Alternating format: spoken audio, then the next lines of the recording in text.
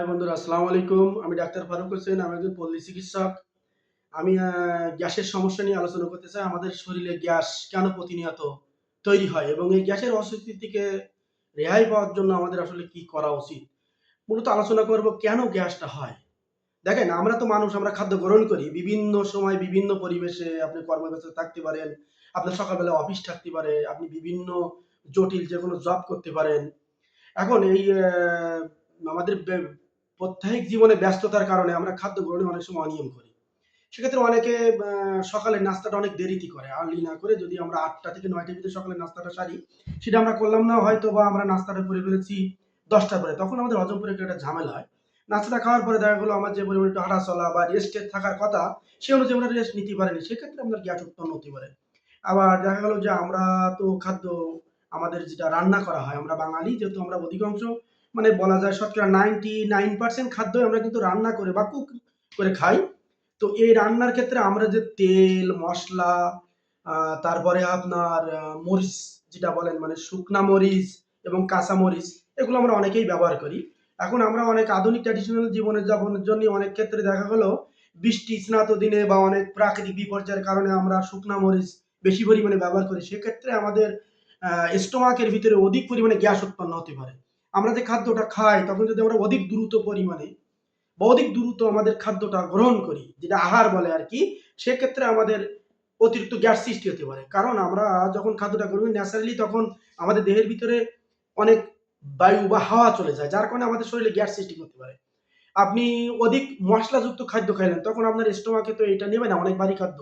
আপনি অধিক পরিমাণে ঝালের তরকারি বা মরিচের তরকারি ব্যবহার করতে পারেন। সেক্ষেত্রে আপনার গ্যাসটা বেশি হইতে পারে। আপনার ঘুম কম হওয়ার কারণে আপনার গ্যাস শরীরে সৃষ্টি হয়।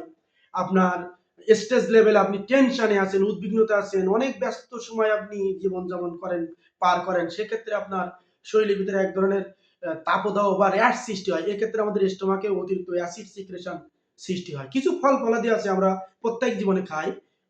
যেমন আপেল, আঙুর, আ নাশপাতি, এগুলা আপনার খাওয়ার ফলে কি হয়? আমাদের শরীরে গ্যাসটা বেশি উৎপন্ন হয়। এখন আমরা লাইফ স্টাইলের জন্য বা জীবন চলার জন্য খাদ্য গ্রহণ করব। সেই খাদ্য গ্রহণের ফলে যদি আমাদের ওই খাদ্য গ্রহণে আবার আমাদের শরীরে গ্যাস উৎপন্ন হয় এবং আমরা যদি অস্বস্তিতে পড়ি, যেমন টক, ঢেকুর ওঠা, বমি, বমি ভাব হওয়া, গা গোলানো, পেট ফাঁপা এবং অজীর্ণ হওয়া, সেক্ষেত্রে আমাদের অনেক অস্বস্তিতে পড়তে হয়। অনেক সময় অস্বস্তিতার কারণে আমরা হাতের কাছে বা আমরা বিভিন্ন জায়গায় ফার্মেসি থাকে, আমরা ঔষধ খাই। সেক্ষেত্রে আমরা দেখা গেল কোনো কিছু জেনে না বুঝে গ্যাসটা কেন হচ্ছে আমরা ওষুধ খাই। হ্যাঁ, আপনি ওষুধ খাইতে পারেন যদি কোনো ওয়ে না থাকে, আপনি ভালো একজন ডাক্তারের শরণাপন্ন হতে পারছেন না বা আপনি ক্লিনিকে যেয়ে আপনি পরীক্ষা-নিরীক্ষা ছাড়া কোনো কিছু সমাধানে যেতে হবে, সেক্ষেত্রে আপনি গ্যাসের ওষুধ খাইতে পারবেন আপনার ইচ্ছামত। তবে স্বাভাবিকভাবে আপনার ওমিপ্রাজল বা ইসোপিরাজল আপনি খাইতে পারেন। এর বেশি না। এখন আমরা যদি আমাদের যে লাইফ স্টাইলটা আছে এটা যদি একটু পরিবর্তন করি, কিছু খাদ্য আছে যেগুলো আমরা পরিহার করে চলতে পারি এবং খাদ্যটা ধীরে, ধীরে যদি গ্রহণ করি, পর্যাপ্ত পরিমাণে ভালো পানি এবং আমরা যে তেলটা ব্যবহার করি, যদি আমরা সরিষার তেল বা সূর্যমুখীর তেল ব্যবহার করি, সেক্ষেত্রে আমাদের গ্যাসটা কম হবে। তবে আমি বলব আমরা প্রত্যেক জীবনে আমাদের জীবন চলার পথে অনেক সমস্যার সৃষ্টি হতে পারে। তবে আমরা প্রাকৃতিক খাদ্য খাবার খাবো যেমন লাউ, পেঁপে, কলা এবং ঠান্ডাযুক্ত তরি থেকে ঝিঙ্গে, চিচিঙ্গা।